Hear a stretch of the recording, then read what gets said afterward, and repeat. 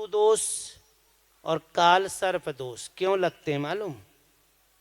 क्योंकि जब हमारे घर से या हमारे परिवार से कोई चला जाता है ना, और जब हमारे परिवार या हमारे कुटुंब, हमारे कुल के कोई जो चला जाए, उनका जो अग्नि संस्कार होते हैं ना, वो अग्नि संस्कार विधिवत नहीं होता, और विधिवत ना होने के कारण उनका पिंड दान श्राद्ध विधिवत ना होने के कारण हमको यह तीनों चीज लगती है। लोग कहते हैं पितृदोष लगा, तो आप लोग क्या बोलते हैं? हाँ, पितरों में हम पानी दे तो देते हैं, उस समय का दोष नहीं होता। जब अग्नि संस्कार करते हैं ना, तभी हमारा दोष हमको लग जाता है, क्योंकि हम उस विधान से करते नहीं हैं। आप देखे भी हो कि आपके छिंदवाड़ा में अगर कोई चला जाएगा तो यहाँ का विधान कुछ और होगा, आप इस क्षेत्र से आगे निकल के देखो तो वहाँ का क्षेत्र का नियम कुछ और होगा। और सबसे बड़ा पिंडदान, सबसे बड़ा पितृदोष हमको तब लगता है जब आप लोग अपने घर में, माताएं लोग जो रात में आटा गूंथती हैं और आटा जो बच जाता है और उसको जो फ्रिज में रखकर जो दूसरे दिन बनाकर देती हो ना रोटी, वो भी बहुत बड़ा पितृदोष का लक्षण है, बहुत बड़ा। क्योंकि आटा कैसा रखते हो आप? मेरे जैसे ही होगा, जल्दी से निकालो और लोई बनाओ और रोटी बनाकर दे दो। तो पिंडा भी होते हैं गोल और आटा की लोई भी बना के रखते हो गोल। तो ये भी हमें पितृदोष के ही लक्षण होते हैं कि तुम लोग स्वयं अपना पिंडदान बनाकर काट कर खुद खा रहे हो। ये भी पिंडदान के ही बराबर कहा जाता है। इसलिए मैं आग्रह करता हूं माताओं से कि रात में बचा हुआ आटा को फ्रिज में रखकर दूसरे दिन बनाकर नहीं खाना चाहिए, और नहीं तो आपके घर से कभी भी दरिद्री दूर नहीं जाएगी। सदा आपके घर में पितृदोष लगा रहेगा, सदा आपके घर में काल सर्प बने रहेंगे। आपने अजमाया होगा पितृदोष इसलिए और लगता है, जब गया इलाहाबाद में पिंडदान करने हम जब जाते हैं ना, तो वहाँ जब पंडित जी लोग जो पिंड बनवाते हैं, कुछ लोग जल्दी के मारे क्या करते हैं, कुछ बड़ा बना देते, कुछ छोटा बना देते। का भी रूप है, बड़ा और छोटा बनाने का भी रूप है। पिंड कभी भी हो, भविष्य में याद रखिए, पिंड कभी भी छोटे बड़े बनाओगे तो दुनिया में जन्म लेकर आओगे भी तो आपको ऐसा ही आना पड़ेगा। टेढ़े मेढ़े बनाओगे तो आप देखते हो लड़के बच्चे किसी के बेचारे के अंधे हो जाते हैं, तो कोई लंगड़ा होता है तो कोई बहरा होता है। भाई या बड़ा भाई बड़ा मोटा सा देखेगा और छोटा बिल्कुल पतला देखेगा, फिर वहां कंफ्यूज हो जाता है, छोटा बड़ा दिखता है और बड़ा छोटा दिखता है। ये सब दोष रहते हैं। इसलिए मैं आग्रह करता हूं, आप सनातन धर्म के हैं और आप सनातन धर्म के होने के कारण हमें ये छोटी छोटी सी चीज़ों को सुधारते हुए चलना चाहिए। जैसे कि आप दीपावली आते हैं तो एक कोई ऐसा कौंटा नहीं बचता कि आप लोग दीपक ना जलाते होगे। जहाँ कभी दीपक नहीं रखते हो, दीपावली के दिन वहाँ भी दीपक रखने जाओगे। और अगर आप सनातन धर्म के हो और ये छोटे ठाकुर जी की अगर जरा सी भी बात मानते हो, पूरी बात भली मत मानो, लेकिन एक बात में जरूर मान कर चलना कि अगर आपके घर में सदा प्रकाश को बनाकर रखना है तो हर दिन आप अपने घर के द्वार में एक तेल का दीपक अवश्य जलाएं महाराज, डेली जलाना चाहिए। जिसके घर में के द्वार में तेल का दीपक प्रतिदिन शाम के समय पर जलता है, उस घर में कभी भी कोई भी काल प्रवेश नहीं करेगा, है ना। कुछ लोग होते हैं, कुछ लोग कहते हैं यार आज दीपक जलाएंगे तो बाजू वाली क्या कहेगी कि देख बड़ी भक्तन बनो है? अरे मैया, दूसरों को देखकर चलोगे तो जीते जी चले जाओगे, दूसरे लोग नहीं भी करोगे। देखो, आदमी वही बोलेगा जो करता नहीं है, जो करता है वो कभी नहीं बोलेगा, और जो नहीं करता है वो आपकी कुछ ना कुछ कमियां निकालेगा। तो हमें उससे कोई मतलब नहीं है, आप करते रहना चाहिए। देखो, ये तो मैं आप लोगों के लिए बता रहा हूँ, करोगे तो आपको मिलेगा, नहीं करोगे तो मुझे तो मिल ही रहा है, कोई दिक्कत नहीं है। इसलिए ये छोटी छोटी बातों को आप आज से कसम खा लो कि हमारे घर के द्वार पे प्रतिदिन एक तेल का दीपक जरूर जलाएंगे। जलाओगे कि नहीं? भगवान के सामने हाथ उठाओ जरा, कितने लोग जलाएंगे देखूं तो जरा। मेरे सामने हाथ नहीं उठाई, उसके सामने उठाए हो, सोच लो। हाँ, ये सब इसकी नजर में सब बंध गए हो।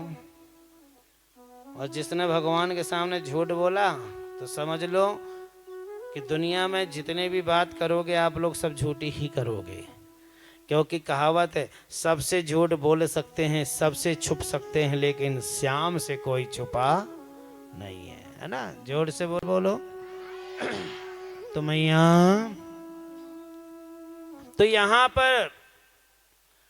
पर जैसे ही बालक राजा आसन पर बैठे, आसन पर बैठने के बाद ब्राह्मणों ने कहा कि यह 7 द्वीपों का राजा बनेंगे, अंत का जो समय रहेगा एक सर्प के काटने से इनकी मृत्यु होगी।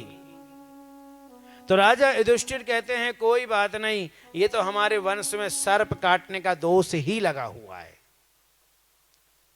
अब धीरे धीरे समय आया और 7 द्वीपों के जब राजा बनाया जा रहे थे राजा परीक्षित जी को,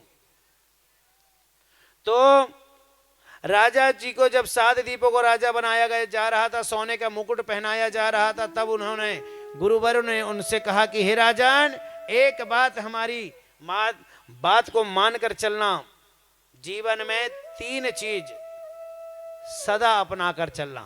पहली चीज कौन सी दी है गुरुवर ने? देखिए, गुरु बनाना बहुत आवश्यक है, बहुत जरूरी है, क्योंकि सदा गुरु आपको भगवान से ही जोड़ेगा। गुरु के ज्ञान में आपको बहुत सारा भंडार सुख मिलता है। यहां पर भी बात आ रही है, कौन सी? यहां पर बात यह आई कि राजा परीक्षित को गुरुवर कहते हैं कि हे राजन, ये मेरी 3 बात मानकर चलना। पहली बात कौन सी है?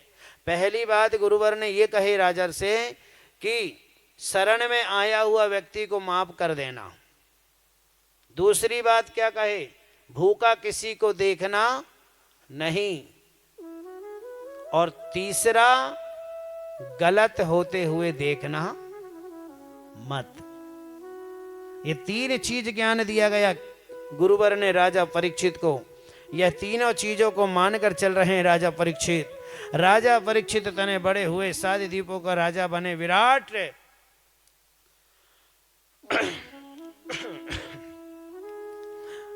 एवं इरावती के साथ राजा जी का विवाह हुआ। उसके बाद राजाओं का शौक होता है शिकार खेलने का। राजा शिकार खेलने के लिए राजा परीक्षित अपने सेनागढ़ों के साथ उस घोर वन में गए। घोर वन में जाकर वह शिकार कर रहे थे मैया। शिकार खेलते समय राजा परीक्षित ने एक पेड़ की आड़ के पीछे खड़े होकर सुंदर सा एक दृश्य को देख रहे हैं। कौन सा दृश्य देखे हैं? राजा परीक्षित ने यह दृश्य देखा कि एक वृषभ बैल, वृषभ के रूप में कौन? बैल, और धर्म के रूप में हमारी गाय। वृषभ रूप धर गाय रूपी ये दोनों आपस में एक दूसरे से बैठकर आपस में बात कर रही हैं। धर्म के 4 पैर हैं महाराज, जिसमें से 3 पैर टूट गए हैं, बस अभी 1 पैर बचा है। अभी हमारा 1 पैर बस बचा है। जिस दिन सनातन धर्म को लोगों ने अपनाना बंद किया, जिस दिन सनातन धर्म की ओर जाना लोगों ने बंद किया, तो हमारा चौथा भी पैर टूट जाएगा। इसलिए आज जो चौथा धर्म के जो 4 पैर हैं, जिसमें सभी एक जो पैर बचा है, वो इसीलिए बचा है क्योंकि आप और हम लोग यज्ञ तप दान यज्ञ पूजन पाठ इत्यादि जो कर रहे हैं, इसलिए अभी भी हमारा 1 पैर बचा हुआ।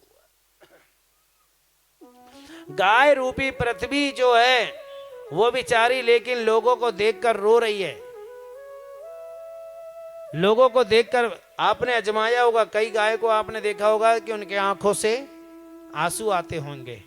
आपने कभी गौर किया क्यों आते हैं?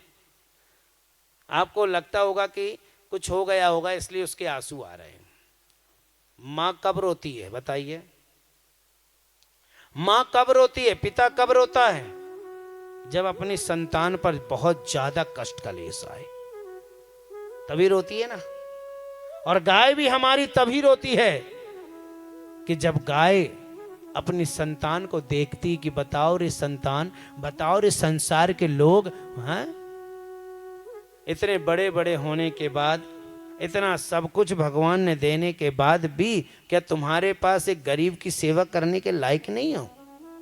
भूखे को भोजन खिलाने के लायक नहीं, प्यासे को पानी पिलाने के लायक नहीं है, वस्त्र किसी के अंग में ढाकने के लायक नहीं है। जीवन में ये 3 दान जरूर किया करो, 3-4 दान। एक तो अन्नदान, वस्त्र दान, द्रव्य दान, है ना, और भूमि दान।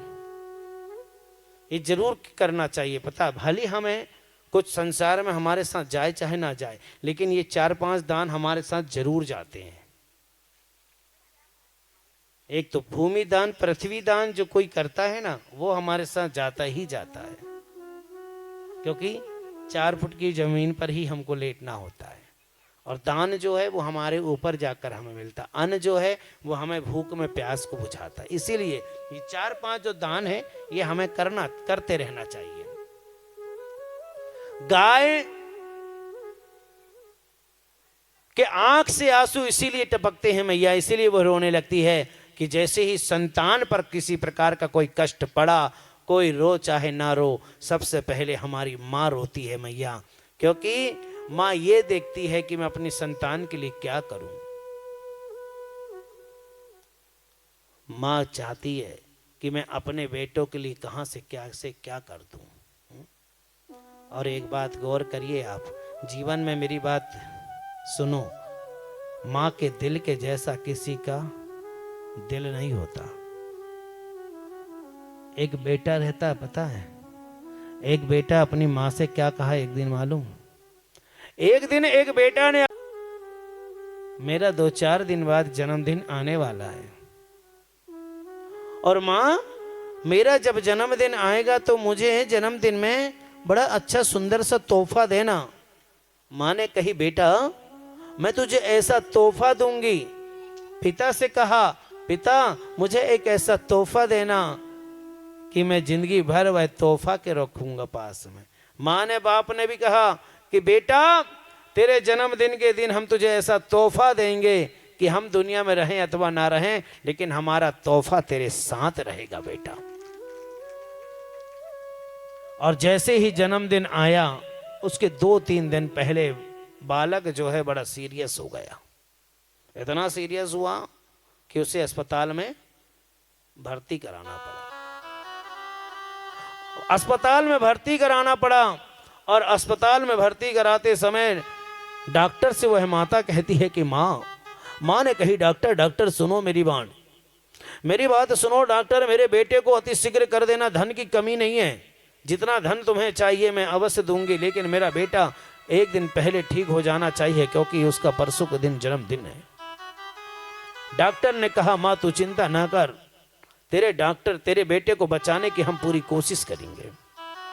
ऑपरेशन थिएटर के अंदर डॉक्टर गए हैं मैया।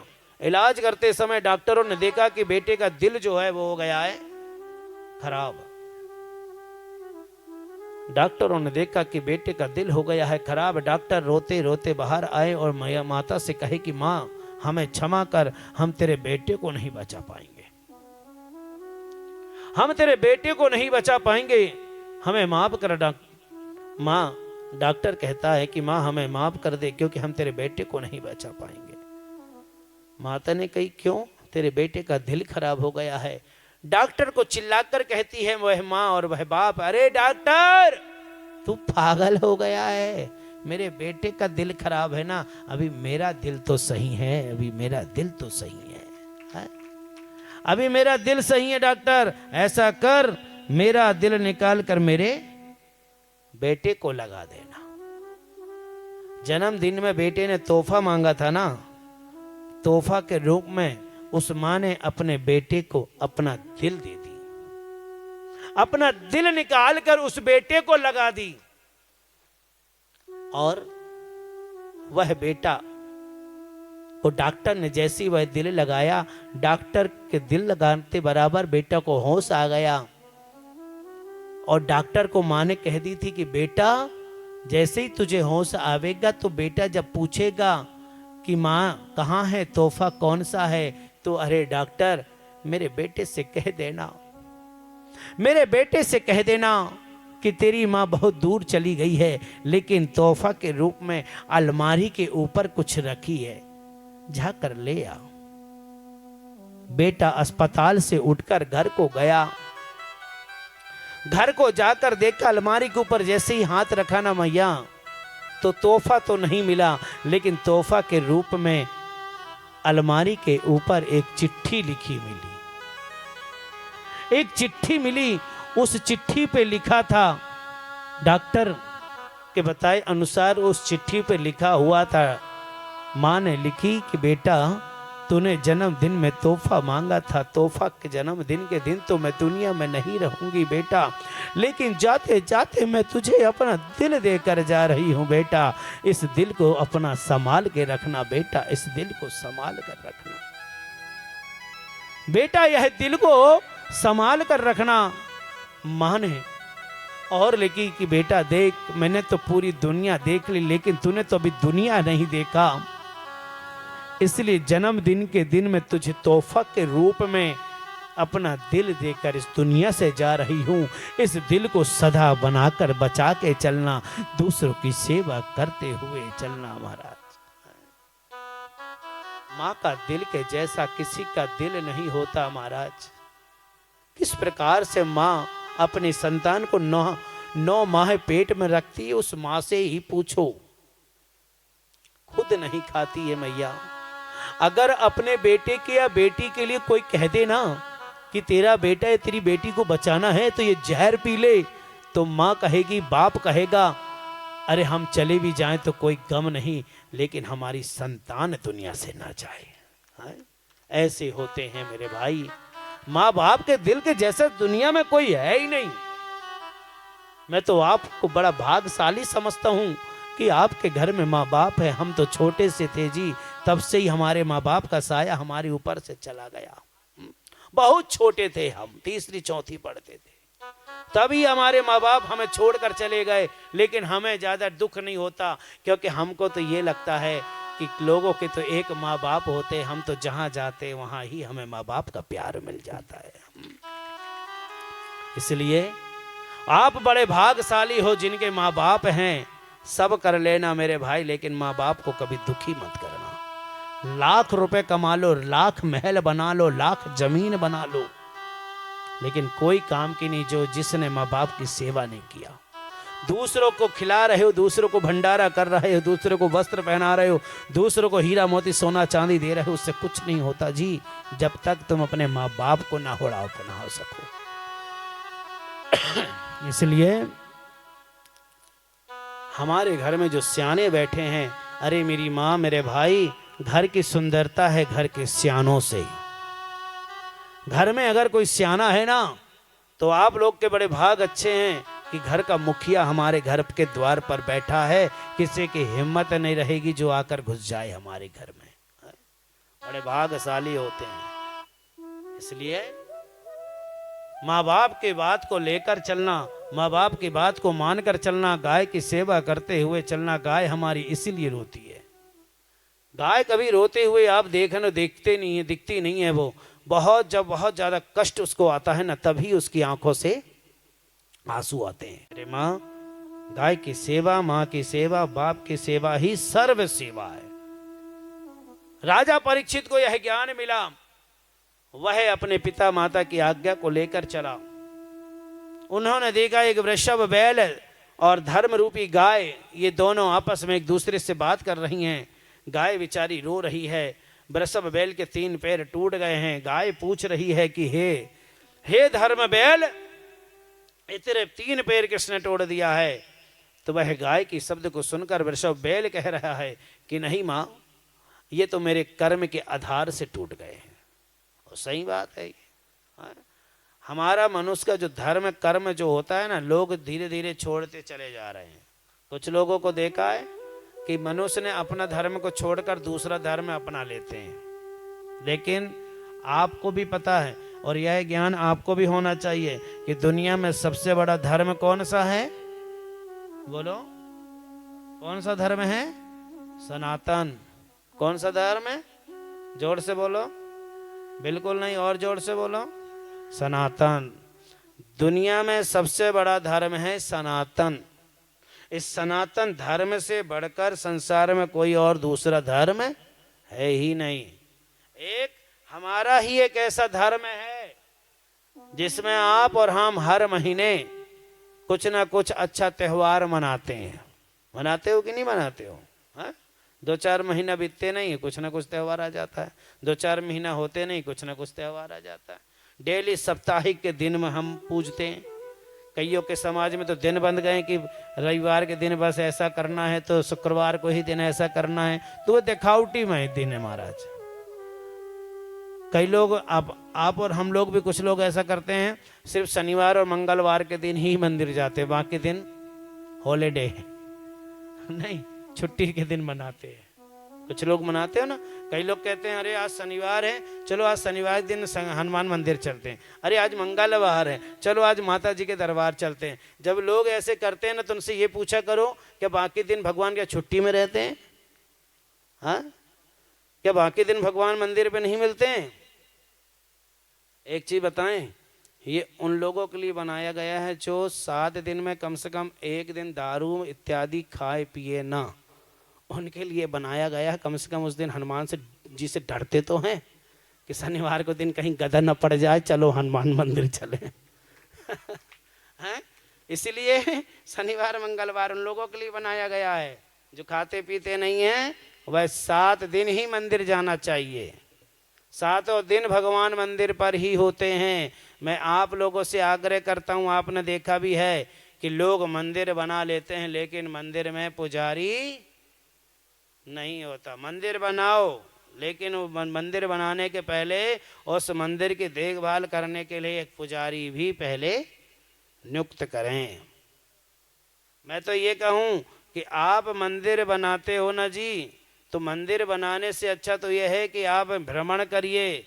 जो मंदिर आप अपना इधर बनवा रहे हो, कोई मंदिर में दीवार न बनी हो, कोई मंदिर गिर गया हो, जो मंदिर बेचारा टूट रहा हो, वही जाकर वहाँ बना दो। तो जो अच्छा, जो बिगड़ा हुआ को अच्छा कर दोगे तो उसमें भगवान आपका नाम लेगा जी। आप उस तरफ ज़्यादा ध्यान दें। हमने देखा अभी 3-4 दिन से हम यहाँ पर हैं महाराज, देख रहे हैं बेचारे भोले बाबा अकेले बैठे होते हैं। समय जैसा मिलता है तो कोई सवेरे 11 बजे जा रहा है पानी चढ़ाने, तो कोई 1 बजे जा रहा है, कोई 8 बजे दिया जला रहा है, तो कोई 7 बजे दिया जला रहा है। भगवान के दरबार पर जब हम, बाकी बहुत अच्छा है कि आपके इस छोटे से मोहल्ले में बहुत सुंदर से शिव जी बैठे हैं। बहुत अच्छी जगह मिली आप लोगों को, नहीं तो इतनी बड़ी जगह बड़े बड़े स्थानों पे भी नहीं मिलती। कम से कम आप वहाँ बैठकर परिक्रमा कर सकते हो, वहाँ पर बैठकर आप भगवान शिव जी का अभिषेक कर सकते हो। बताओ कितनी बड़ी जगह भगवान शंकर जी ने आपको दिया, बताइए, है ना। आप सभी मोहल्ले वासियों से और क्षेत्र वासियों से मैं आग्रह करता हूँ कि 7 दिन नहीं बैठ सकते हो भजन मंडली सत्संग करने के लिए, लेकिन 7 दिन में एक दिन ऐसा बनाइए कि 2 नहीं 4 नहीं, जितने हैं उतने जाकर मंदिर में भगवान के साथ कीर्तन करो। जरूर मंडली लेकर वहां बैठा करो। जब कोई ना भी मिले ना, कोई टेंशन नहीं, अकेले जाया करो, बैठकर भजन कीर्तन कर लिया करो। कोई रहे चाहे ना रहे तुम्हारे साथ, शंकर जी तो ताली बजाएंगे ना आपके साथ। भगवान डमरू तो बजाएगा, जब कोई नहीं रहेगा तो वो खुद ही बजाने लगेगा। इसलिए मंदिर बनाना अच्छी बात है, लेकिन मंदिर में देखभाल करने के लिए पहले हमें उसकी जरूरत कर पूरी करें, है ना। तो आप सभी से आग्रह करता हूं, जिनको भी मंदिर में, जैसे घर के द्वार पर बैठते हैं, तो घर के द्वार पर ना बैठकर मंदिर पे जाकर 10-15 मिनट बैठो। वहां बैठोगे तो भगवान के विषय में सोचोगे, घर के द्वार के सामने बैठोगे तो पड़ोसन के विषय में सोचोगे। तो फायदा कहाँ है, पड़ोसन के सोचने से या मंदिर में बैठने से? डिसाइड कर लेना आप लोग, ठीक है। जोर से बोलो, एक बार और बोलो। तो इसीलिए मोहल्ले में अगर कोई, किसी भी मोहल्ले में अगर मंदिर होता है तो इस मोहल्ले, जिस मोहल्ले में मंदिर होता है, उस मोहल्ले के सभी लोगों का फर्ज होता है, एक अकेले का नहीं, पूरे मोहल्ले का फर्ज होता है कि मंदिर में जाकर एक लोटा जल अवश्य चढ़ाएं।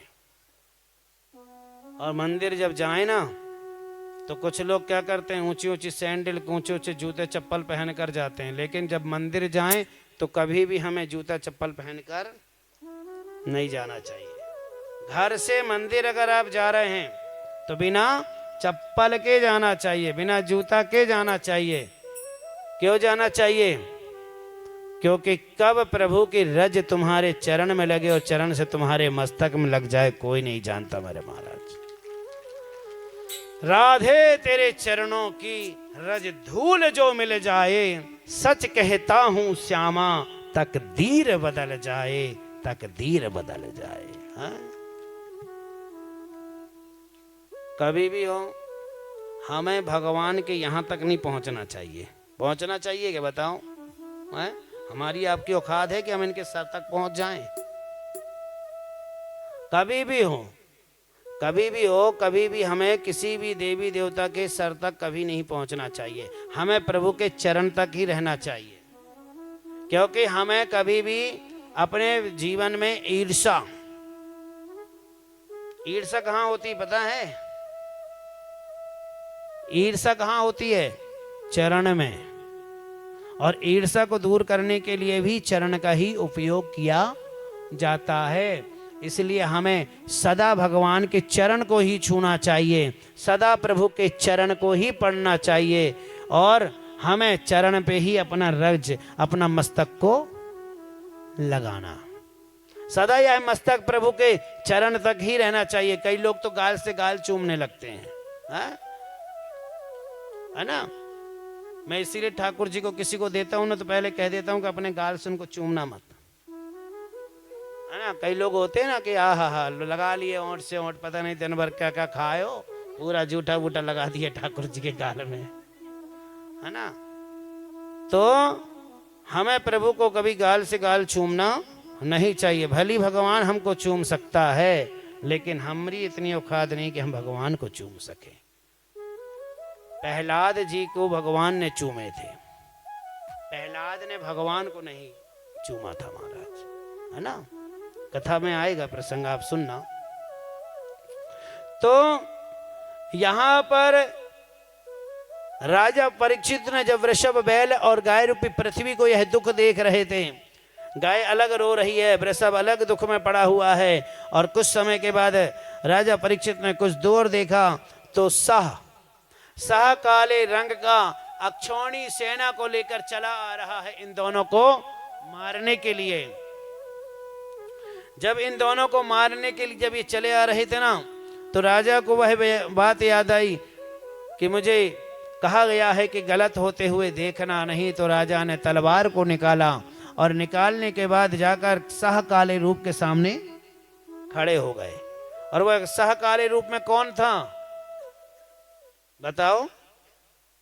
अरे मुरी मैया, इतनी कथा सुनते हो। का के सा के रूप में कौन था? कलयुग। कलयुग था, कलयुग चला आ रहा है भाई, हमें और आपको मारने के लिए अक्षौणी सेना को लेकर राजा परीक्षित तलवार को लेकर सामने खड़े हो गए और बोले कि हे कलयुग, कहां जा रहा है? कलयुग कह रहा है कि मैं गाय रूपी और वृषभ बैल को मारने जा रहा हूं। तो राजा परीक्षित कहते हैं, देखो महाराज, मारना काटना ये तो परंपरा है, लेकिन मारने वाले से बड़ा होता है बचाने वाला। तो मैं तो पहले भाई बचाने के लिए आया हूं। हाँ, अगर बचाते समय मेरे प्राण चले जाएं तब तू जा सकता है मारने, लेकिन पहले तुझे मेरे से युद्ध करना पड़ेगा। और पता है कलयुग, मैं एक द्वीप का राजा नहीं हूं, मैं कितने द्वीप का राजा हूं? 7 द्वीप का। कलयुग ने सोचा भैया मन में कि तो 7 द्वीपों का राजा है, तो बल भी इसके पास ज्यादा होगा, बल भी इसके पास ज्यादा होगा, धन भी इसके पास ज्यादा है, बहुत सारा। तो इसलिए राजा परीक्षित ने कहा कि देख भाई, मारना है तो पहले मेरे से युद्ध कर ले। तो कलयुग कि मन में यह चलने लगा, महाराज ये तो गड़बड़ हो जाएगा। और यह सोचकर कलयुग ने राजा परीक्षित के सामने तलवार रख दी और हाथ टेक लिया और राजा से कहने लगे कि प्रभु राजन, हमें माफ कर दो, हमें माफ कर दो, क्योंकि हमें इतनी शक्ति नहीं है कि हम आपको मार सकें। और यह कहकर राजा परीक्षित के सामने कलयुग ने हाथ जोड़ लिया। और कलयुग ने हाथ जोड़ने के बाद राजा से कहे कि प्रभु राजन, आप तो दानी के महादानी हो, आपके पास धनों की कमी नहीं है, राजों की कमी नहीं है, इसलिए हे राजन कोई ऐसा स्थान दे दो हमको कि जाकर हम अपने परिवार के साथ रह सकें। तो राजा ने कहा कोई बात नहीं। राजा ने कलयुग को कुछ स्थान दिए हैं। कौन कौन से स्थान दिए? कलयुग को पहला स्थान राजा ने दिया है जहां पर जीव हिंसा होती हो वहां जाकर रहो, जहां पर जुआ खेलते हो वहां जाकर रहो, जहां पर मदिरा बिकती हो वहां जाकर रहो, जहां पर वैश्य लोग रहती हो वहां जाकर रहो। कितने स्थान दिए? 4 स्थान दिया गया। लेकिन कलयुग कहते नहीं प्रभु, इतने से स्थान में क्या होगा, एक स्थान और दे दो। तो राजा को दया आई और राजा को दया आने के बाद कहा चलो ठीक है, तू जा, उनके सर में भी जाकर बैठना जिनके सर में सोने का मुकुट भी हो। राजा जब देने लगे, देते देते ये भूल गए कि राजा के सर में भी सोने का मुकुट है। और कलयुग कहते हैं कि हे राजन, एक ना एक दिन मैं बदला अवश्य निकालूंगा। परिवार के साथ वहां से चल दिए महाराज राजा। कलयुग वहां से चल दिए। उसके बाद राजा परीक्षित वृषभ बैल और गाय के पास आकर कहे कि बताओ तुम्हें यह दुख किसने दिया है? तो वह कहते हैं कि यह जो दुख है, यह दुख मुझे अपने कर्म के प्रभाव से मिला। देखिए, जिंदगी में एक बात मेरी याद रखिए, ये जो दुख है और तकलीफ और कष्ट जो मिलता है ना, ये कुछ चीज हमें अपनों से भी मिली है ना। कुछ लोग कहते हैं कि हम इतनी सेवा करते हैं, इतनी भक्ति करते हैं, इतनी पूजन करते हैं, इतना पाठ करते हैं, उसके बाद भी भगवान हमको ही दुख दिया है? अरे भाई, बड़े भाग्यशाली हो जिनको भगवान ने ज्यादा दुख दिया है, क्योंकि दुख जिसको ज्यादा देता है ना, वही व्यक्ति भगवान को ज्यादा याद करता है। सुख वाला व्यक्ति करता है कि बताओ? है वो कहावत भी सुने हो गया आपने, सुख में सुमिरन, है ना, सुख में सुमिरन कऊ ना करे, दुख में करे सब कोई। और जो सुख में सुमिरन करे तो दुख काहे को हो। मनुष्य को जब सुख मिलता है तो भगवान की याद आती है? बिल्कुल नहीं। दुख आता है तो ऐसा कोई मंदिर नहीं, ऐसा कोई मंत्र नहीं, ऐसा कोई पूजन नहीं कि भगवान को मनुष्य याद ना करता हो, है ना। इसलिए भगवान कहता है, मैया अरे आप लोग जिनको ज्यादा दुख होगा ना, तो वो तो बड़ी सुंदर सा, आपको पता है माता कुंती कौन है कृष्ण की?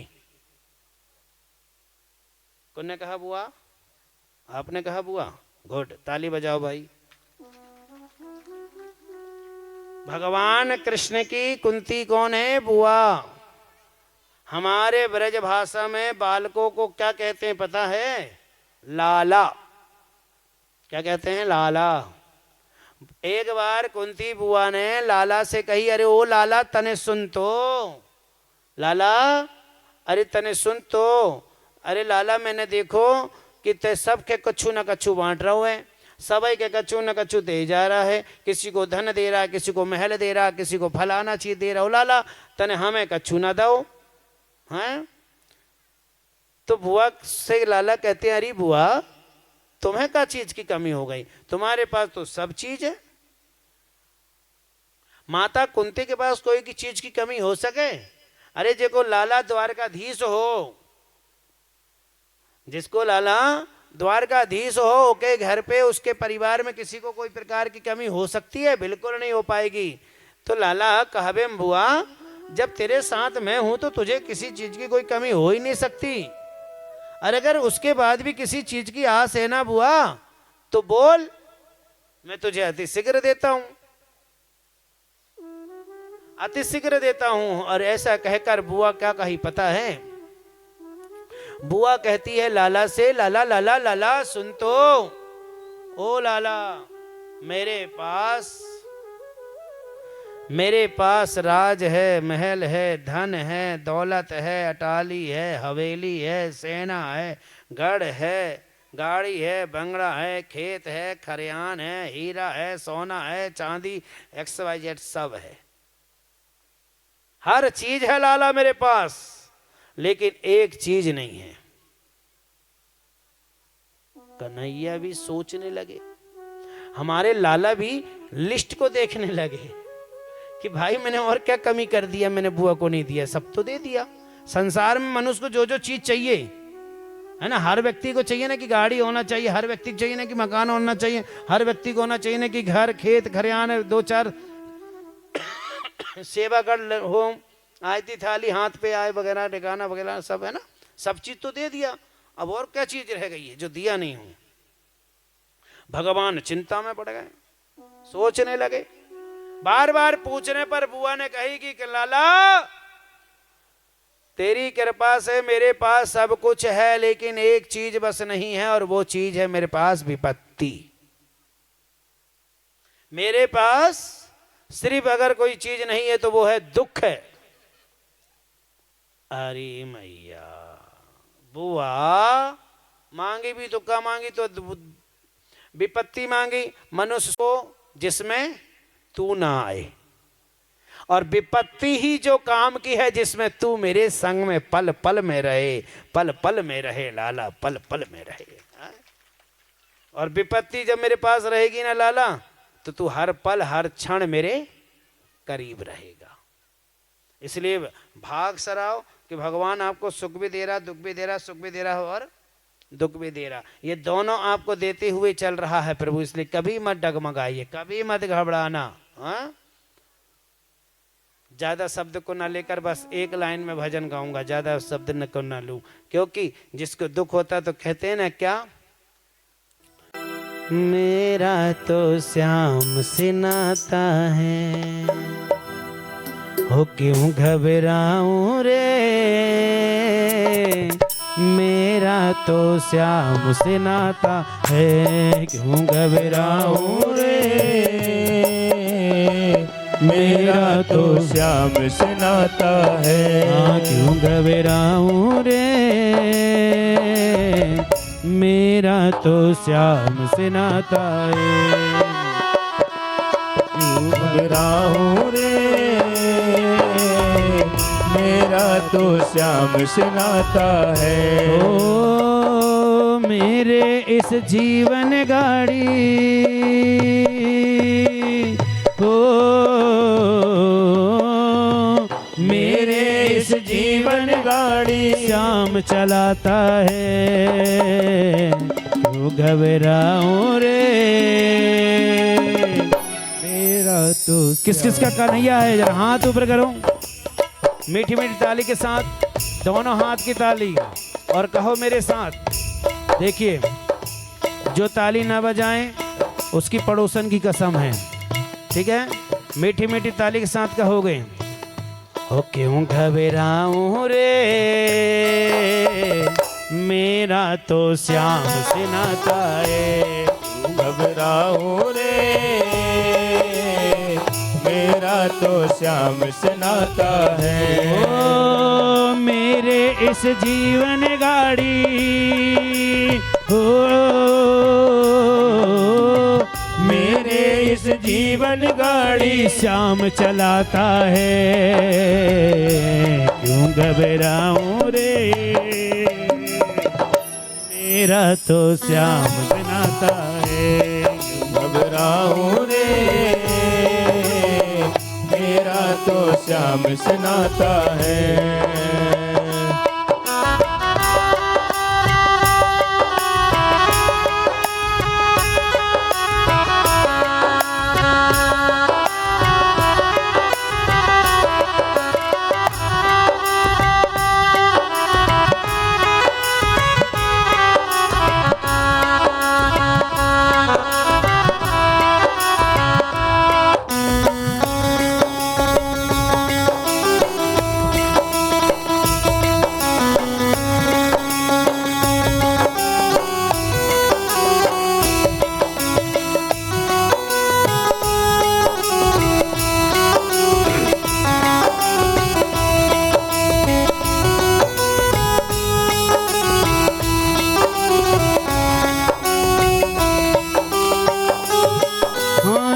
जब मुझको पड़ती है दरकार,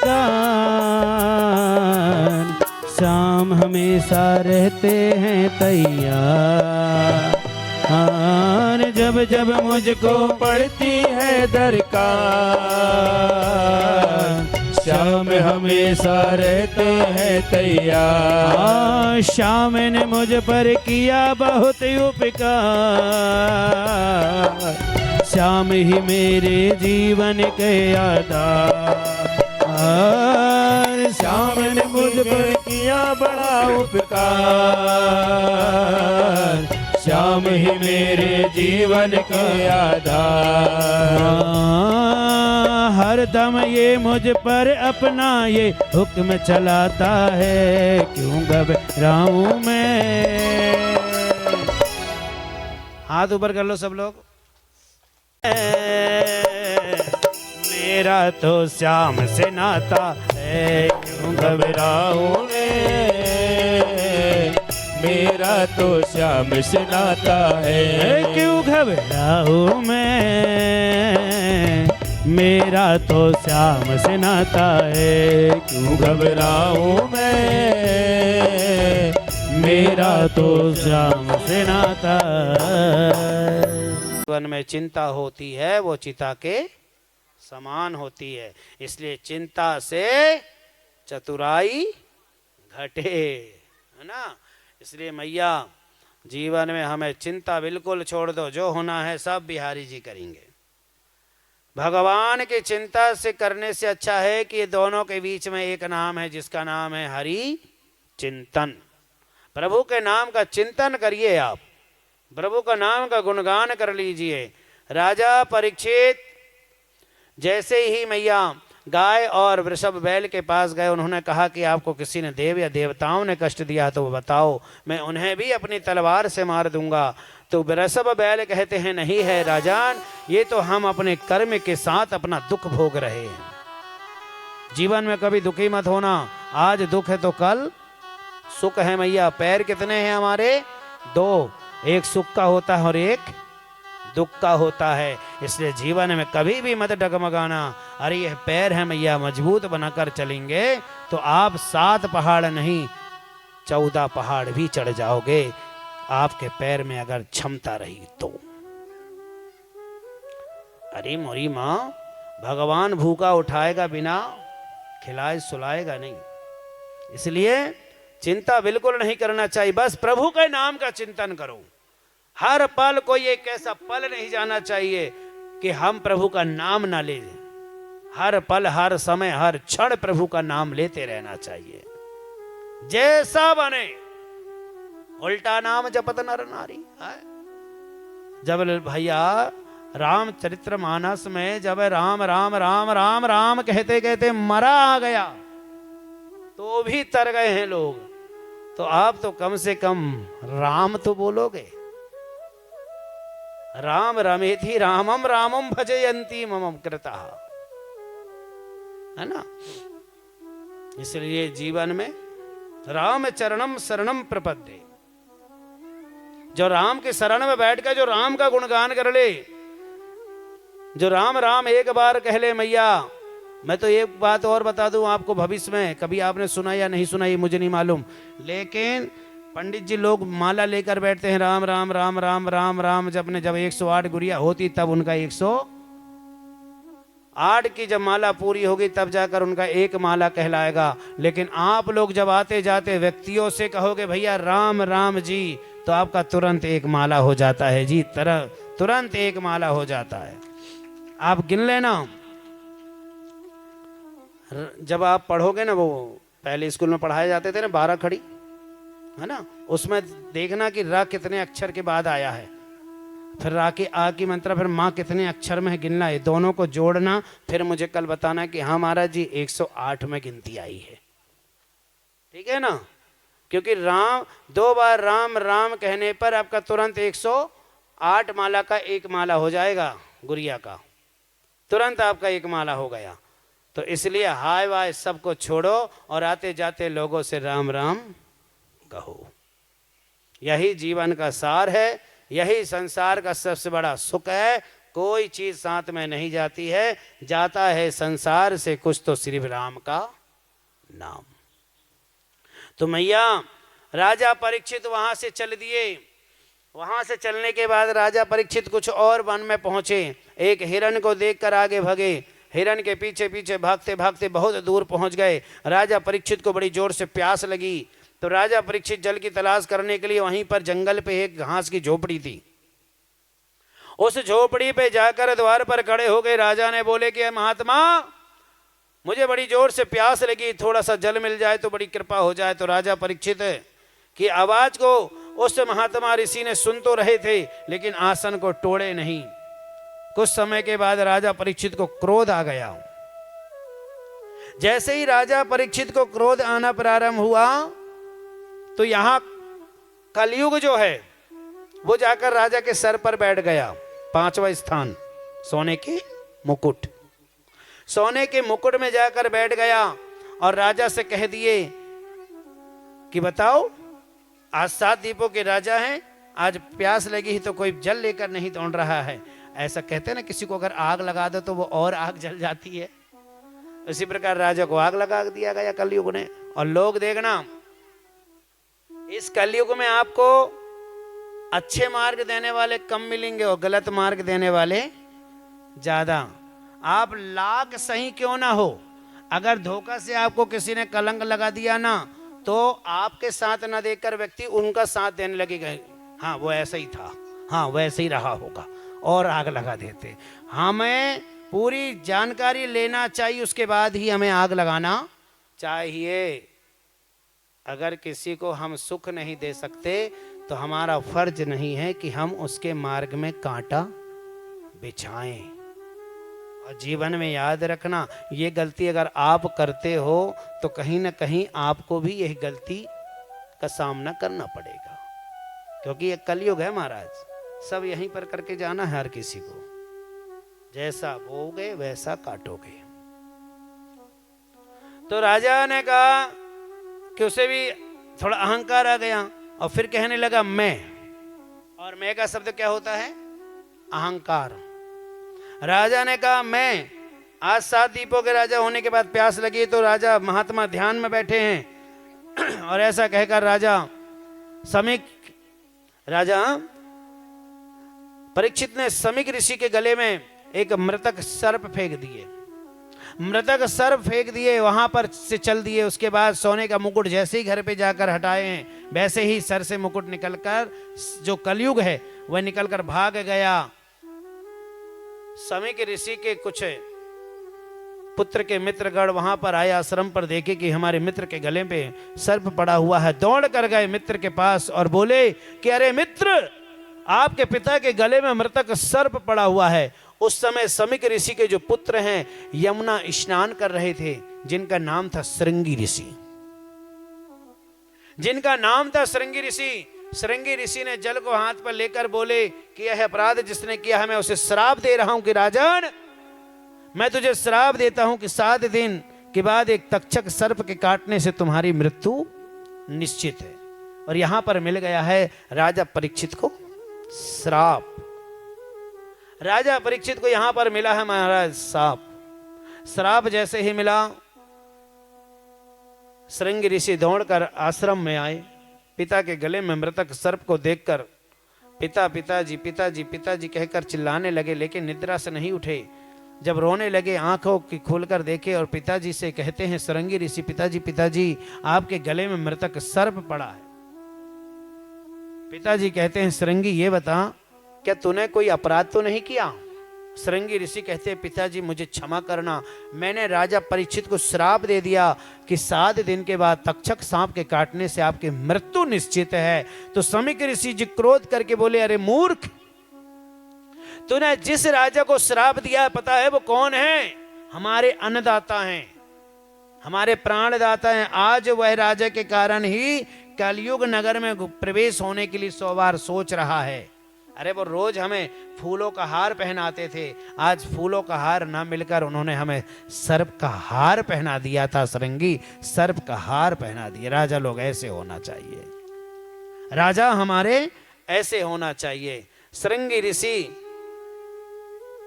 को यह कहकर समीक ऋषि ने अपने कुर्मुक शिष्य को बुलाया और कुर्मुक शिष्य को कहा कि जाओ राजा परीक्षित के पास जाकर कहो कि श्रृंगी ऋषि के कारण आपको यह श्राप मिला है, आप यह श्राप से बचने के लिए अति शीघ्र कोई ऐसा सरल उपाय करें।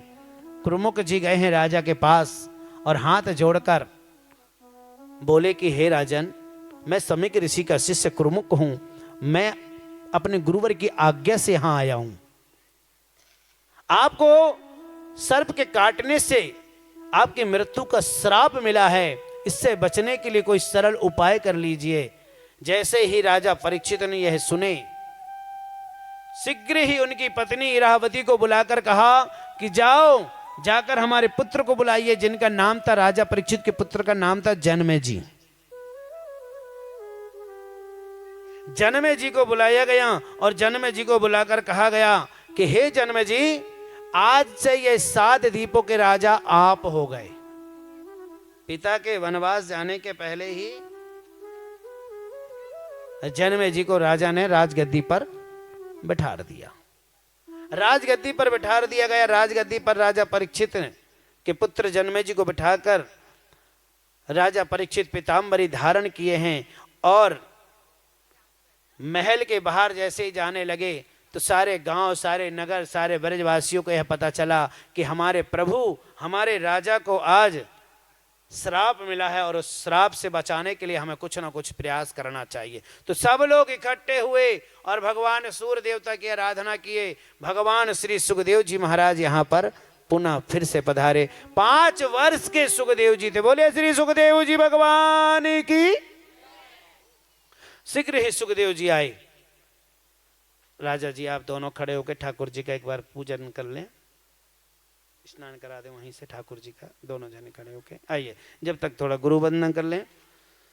ब्रह्मा गुरुर्विष्णु गुरुर्देवो महेश्वरा। सारे तीर्थ धाम आपके चरणों में है गुरुदेव, प्रणाम आपके चरणों में। चारों तीर्थ धाम आपके चरणों में, हे गुरुदेव प्रणाम आपके चरणों में। चारों तीर्थ धाम आपके चरणों में, हे गुरुदेव प्रणाम आपके चरणों में। ओ सारे तीर्थ धाम आपके चरणों में, हे गुरुदेव प्रणाम आपके चरणों में।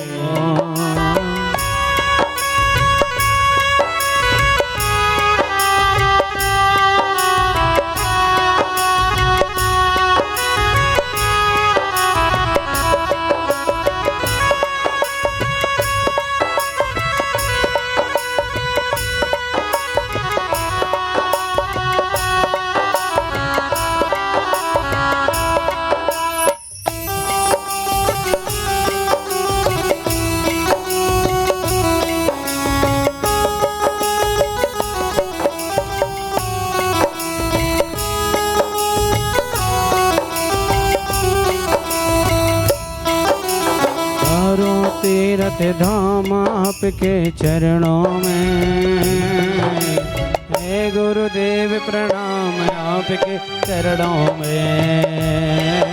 ओ सारे तीर्थ धाम आपके चरणों में, हे गुरुदेव प्रणाम आपके चरणों में। चरणों में चारों तीर्थ धाम आपके चरणों में, हे गुरुदेव प्रणाम आपके चरणों में।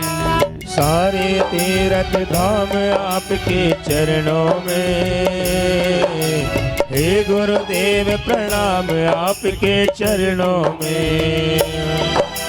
हे तीर्थ प्रभुदेव आपके चरणों में, हे गुरुदेव प्रणाम आपके चरणों में। हे गुरुदेव प्रणाम है तो वो पहले संपर्क करेंगे, उसके बाद इनके अंदर मुक्ति के का उद्धार करने के लिए श्रीमद् भागवत की कथा को सुने।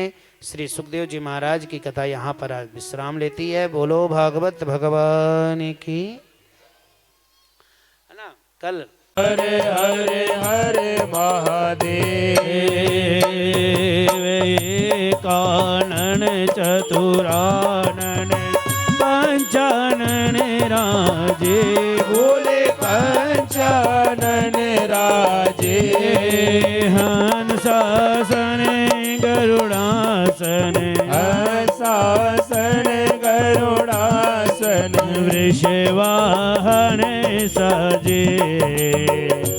ओम हरे हरे हरे महादेव।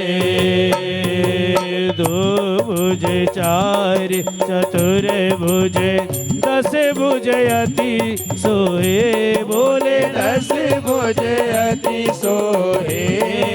तीनों रूप निरखता मुझको रूप निरखता त्रिभुवन जन मोहे।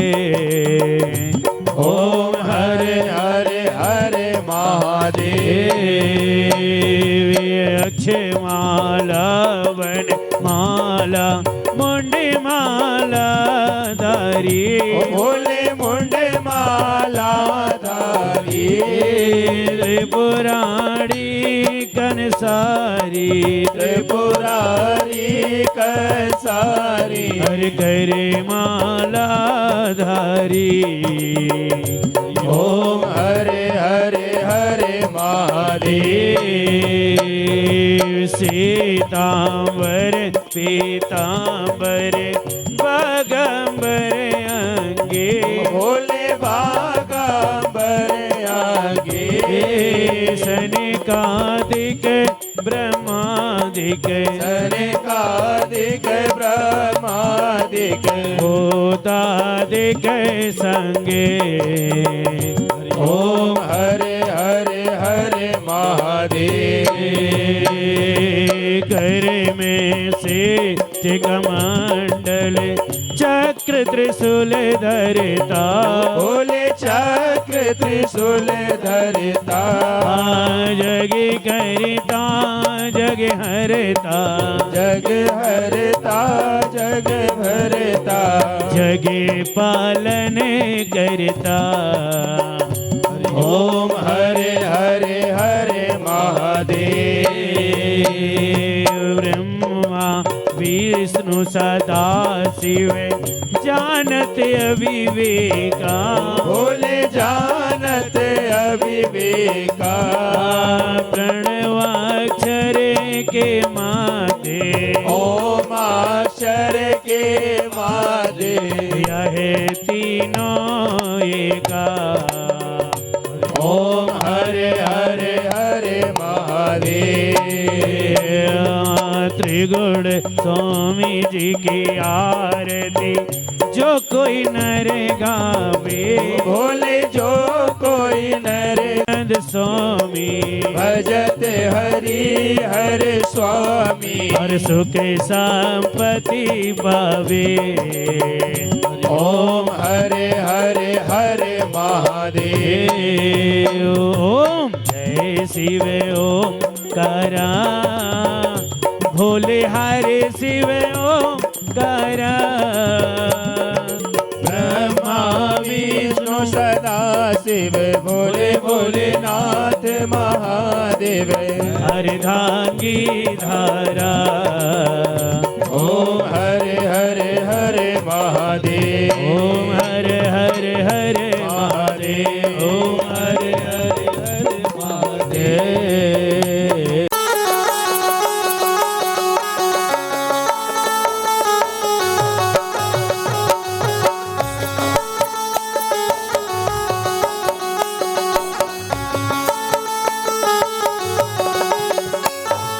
मन में बसा कर तेरी मूर्ति, उतारो मैं गिरधर तेरी आरती।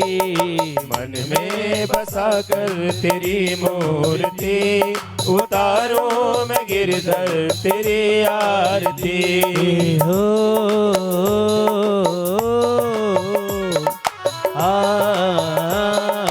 ला ला ला ला ला ला।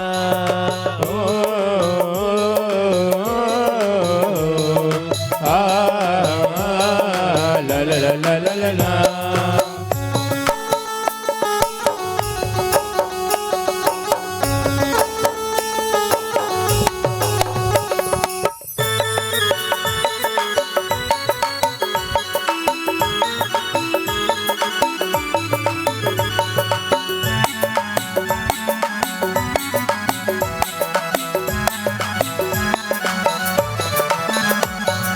करुण करो कष्ट हरो ज्ञान दो भगवान, भाव में फंसी नाव मेरी तार दो भगवान। करुण करो कष्ट हरो ज्ञान दो भगवन, भव में फंसी नाव मेरी तार दो भगवन। हो दर्द की दवा तुम्हारे पास है, दर्द की दवा तुम्हारे पास है। हो जिंदगी दया की मैं भीख मांगती, मन में बसा कर तेरी मूर्ति, उतारो मैं गिरधर तेरी आरती। मन में बसा कर तेरी मूर्ति, उतारो मैं गिरधर तेरी आरती। मन में बसा कर तेरी मूर्ति, उतारो मैं गिरधर तेरी आरती।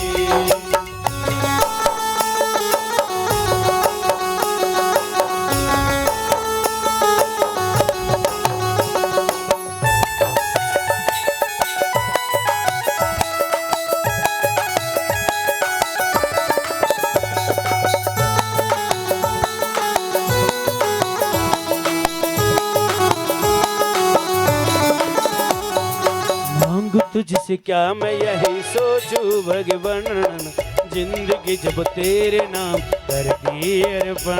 अरे मांगो तुझसे क्या मैं यही सोचूं भगवान, जिंदगी जब तेरे नाम कर दूं अर्पण। हो सब कुछ तेरा कुछ नहीं मेरा, सब कुछ तेरा कुछ नहीं मेरा। अरे चिंता है प्रभु मुझे संसार की, मन में बसा कर तेरी मूर्ति, उतारो मैं गिरधर तेरी आरती।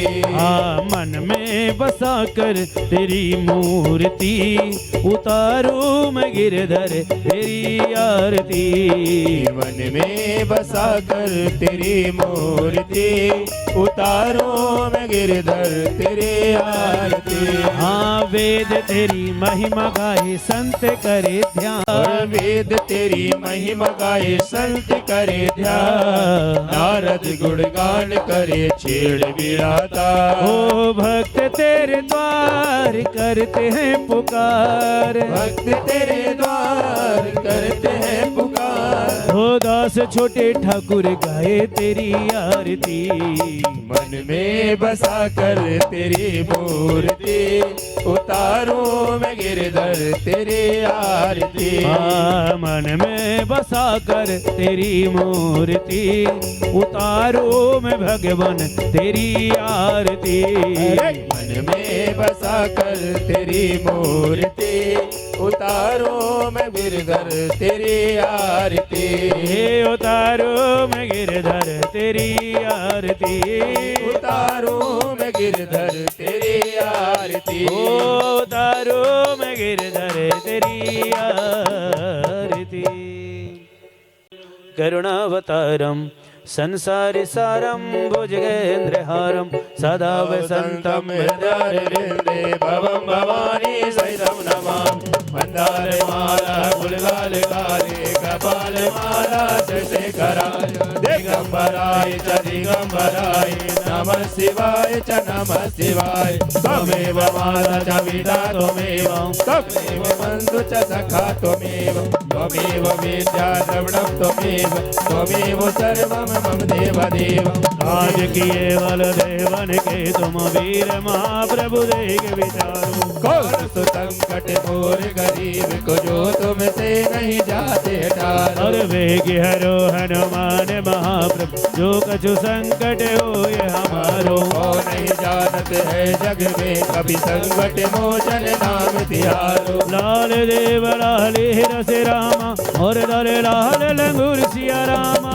वज्र देह दानव दल रामा जय जय जय कवि सूर सिया रामा गुरुर ब्रह्मा गुरुर विष्णु गुरुर देवो महेश्वरा गुरुर साक्षात पार ब्रह्मा तस्मै श्री गुरुवे नमः हरे रामा राम रामा हरे हरे हरे रामा राम रामा हरे हरे हरे कृष्णा कृष्ण कृष्ण हरे हरे हरे कृष्णा कृष्ण कृष्ण हरे हरे हरे रामा राम सीता रामा हरे रामा सीता रामा हरे कृष्णा राधे श्यामा हरे कृष्णा राधे श्यामा राधे श्यामा। चल उतार दें थोड़ा सा पुल।